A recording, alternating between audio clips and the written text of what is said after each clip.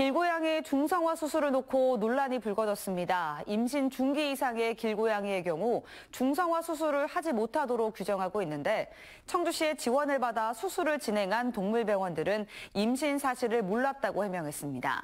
동물단체는 육안으로 봐도 알 수 있다고 반박했습니다. 김세희 기자입니다. 국가동물보호정보시스템에 등록한 중성화 수술을 받은 청주 지역 길고양이 사진입니다. 마취 상태로 수술을 마친 고양이와 함께 적출된 자궁 속 새끼 사체 사진들이 눈에 띕니다.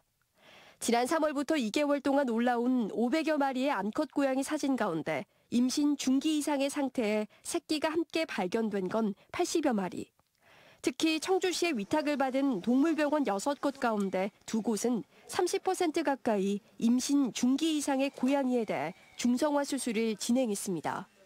동물보호법 시행규칙을 살펴보면 새끼가 죽을 수밖에 없는 상황과 어미 고양이에 대한 수술 안전성 등을 이유로 임신한 고양이에 대한 중성화 수술을 금지하고 있습니다. 하지만 수술을 진행한 수의사는 길고양이의 거센 저항 때문에 마취 이전에 육안으로는 임신 사실을 확인하기 어렵다고 해명했습니다.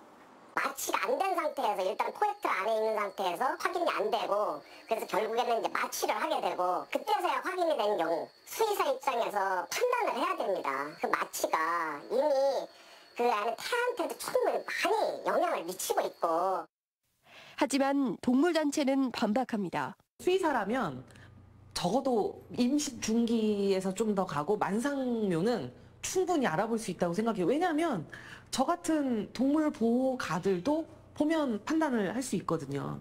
무리한 중성화 수술은 동물 학대에 해당된다는 주장입니다. 청주시의 올해 길고양이 중성화 사업 예산은 4억 2천여만 원으로 한 마리당 동물병원에 22만 원의 지원금이 지급되고 있습니다.